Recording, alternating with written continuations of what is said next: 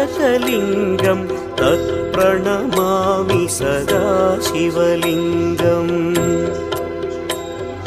देवमुनिप्रवरार्चितलिङ्गं कामदहन करुणाकरलिङ्गम् रावणदर्पविनाशकलिङ्गं तत्प्रणमामि सदा शिवलिङ्गम्